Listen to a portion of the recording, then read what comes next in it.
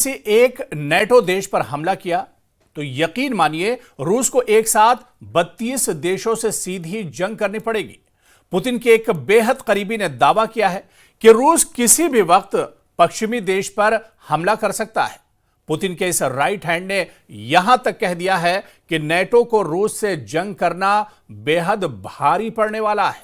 यह रिपोर्ट देखिए।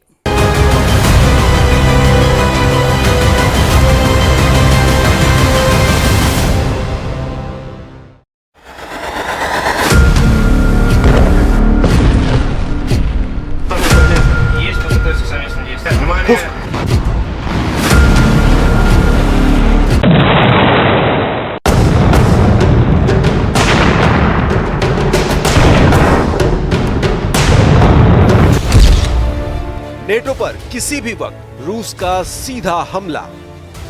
रूस किसी भी वक्त किसी नेटो देश पर हमला कर सकता है। पुतिन के बेहद करीबी और रूस के पूर्व राष्ट्रपति दिमित्री मेदवेदेव ने ऐलान कर दिया है कि हो सकता है रूस नेटो या किसी यूरोपीय देश पर पहले ही हमला कर दे। ये दावा उस धमकी के बाद आया है जिसमें ऐलान किया गया है कि 50 दिन के अंदर अगर पुतिन सीज फायर के लिए तैयार नहीं हुए तो फिर रूस के खिलाफ बेहद सख्त कार्रवाई होगी। दावे तो यहाँ तक किए जा रहे हैं कि रूस ने बेलारूस में नेटो देशों पर हमला करने के लिए पूरी तैयारी कर ली है। कुछ मीडिया रिपोर्ट्स में यह भी दावा किया गया है कि फ्रांस, ब्रिटेन और जर्मनी को लगता है कि अगर रूस पर अभी हमला नहीं किया गया तो फिर रूस को काबू करने में बहुत ज्यादा देरी हो जाएगी। इधर ट्रंप ने जब से नेटो देशों को हथियार देने का ऐलान किया है उसके बाद से अभी से ही तीसरे विश्व युद्ध के मोर्चे खुल गए हैं। 100% नेटो पर होगा हमला, पुतिन के करीबी का दावा। रूस यूक्रेन जंग तीसरी जंग में बदल चुकी है, ये कहना जरा भी गलत नहीं है।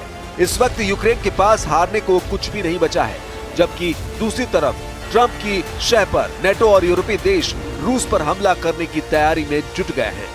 लेकिन 41 महीने से ज्यादा वक्त से जंग कर रहा रूस अब नेटो और पश्चिमी देशों को अपने टारगेट पर ले चुका है। पुतिन के करीबी दिमित्री मेदवेदेव ने जो दावा किया है वो चौंकाने वाला है। यूक्रेन युद्ध बढ़ा तो पश्चिमी देशों पर हमला करेगा रूस।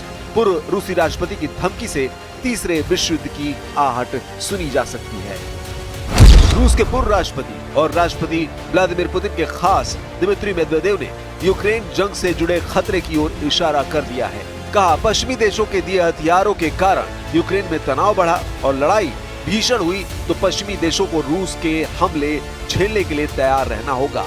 मेदवेदेव ने अमेरिका के नेतृत्व वाले सैन्य संगठन नेटो को बकवास बताया है। वैसे ये भी कहा कि फिलहाल नेटो के सदस्य यूरोपीय देशों पर हमला करने की रूस की कोई योजना नहीं है।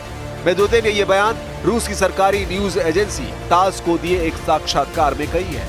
रूस के बड़े नेता की ओर से यह बयान अमेरिकी राष्ट्रपति डोनाल्ड ट्रंप की 50 दिन के भीतर यूक्रेन के साथ शांति समझौता करने की मांग के बीच आया है।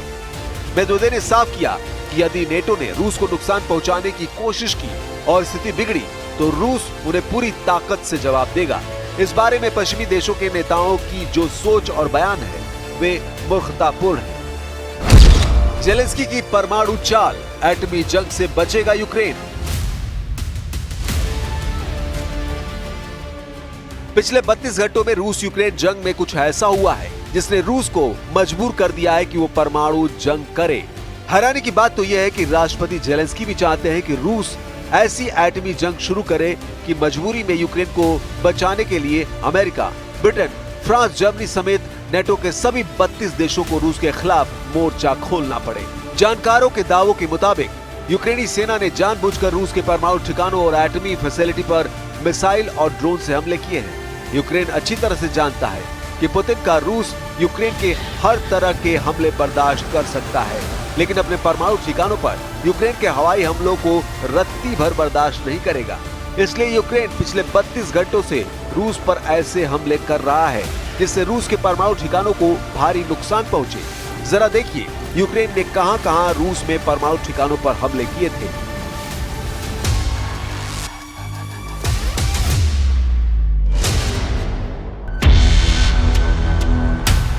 जरा इस वीडियो को देखिए। पुतिन अपने टॉप अफसरों और कमांडरों के साथ किसी मीटिंग के लिए जा रहे हैं। जैसे ही राष्ट्रपति पुतिन आगे बढ़ते हैं तभी पुतिन का वो परमाणु ब्रीफकेस दिखाई देता है जिसे दुनिया चेगेट के नाम से जानती है। पुतिन के परमाणु ब्रीफकेस चेगेट का नाम काकेशस पर्वत में माउंट चेगेट के नाम पर रखा गया है।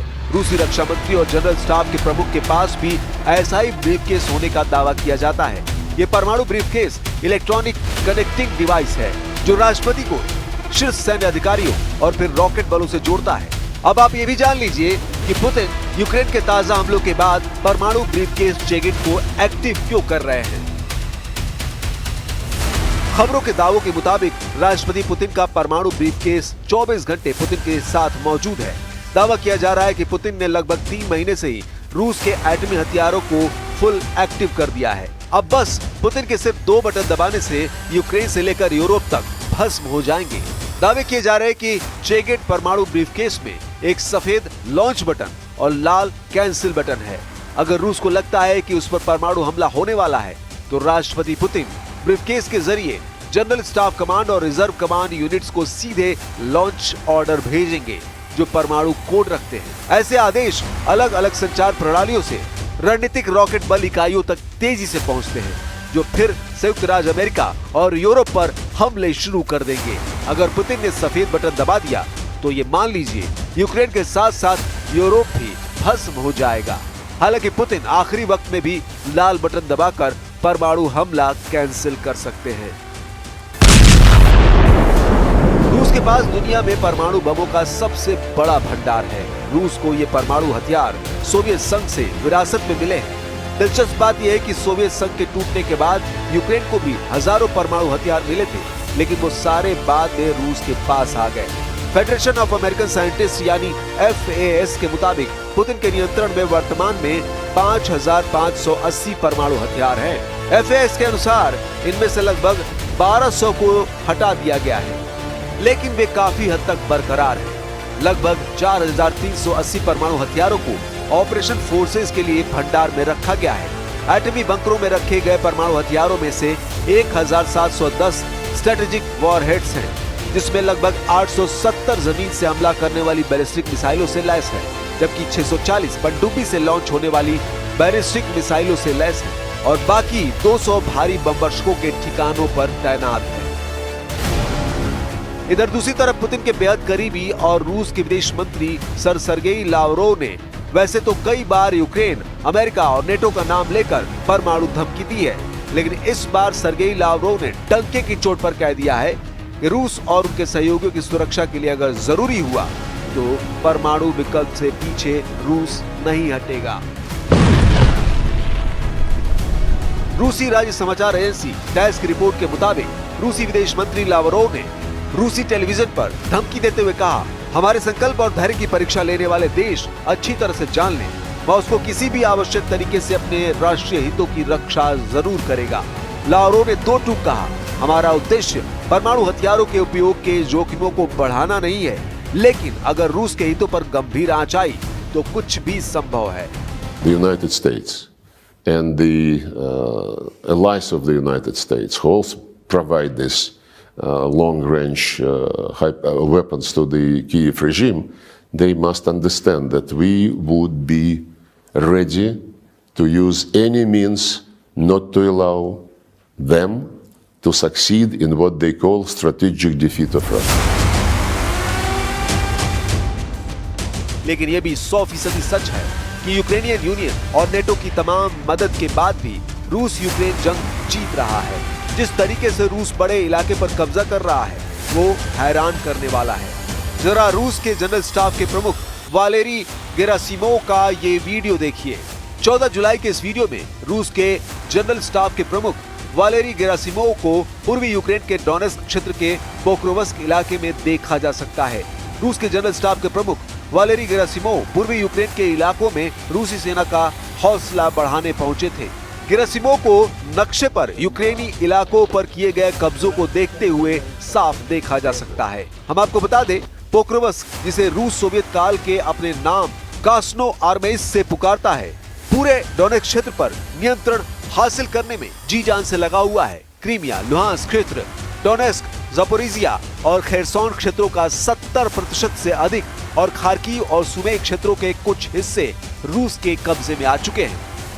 24 फरवरी 2022 से अब तक रूस यूक्रेन के 1,61,000 वर्ग किलोमीटर इलाके पर कब्जा कर चुका है। ये यूक्रेन की कुल जमीन का लगभग 27% है। लेकिन उसके बावजूद जिस तरह से पुतिन ने ऐलान किया है कि यूक्रेन की जमीन पर जहां जहां रूसी सेना के कदम पड़ते जाएंगे वो जमीन रूस की होती जाएगी, उस ऐलान ने यूक्रेन के साथ साथ अमेरिका समेत नेटो के 32 देशों के होश उड़ा दिए हैं। 3.5 साल से ज्यादा की जंग में अभी तक यूक्रेन नेटो के साथ मिलकर रूस को अपने देश से खदेड़ नहीं पाया। जेलेंस्की ने गुहार लगाई है कि उसे भारी हथियार और बड़े पैमाने पर हथियारों की जरूरत है, लेकिन पुतिन ने जब से ऐलान किया है कि उनकी ऑरेशनिक हाइपरसोनिक का उत्पादन 3 गुना से ज्यादा बढ़ा दिया गया है, जो किसी परमाणु हथियार से कम नहीं है, इस खबर ने नेटो के होश उड़ा दिए हैं। अब ऐसे हालात में अगर नेटो पर रूस पहले हमला कर देता है तो तीसरे विश्व युद्ध को कोई रोक नहीं सकता है।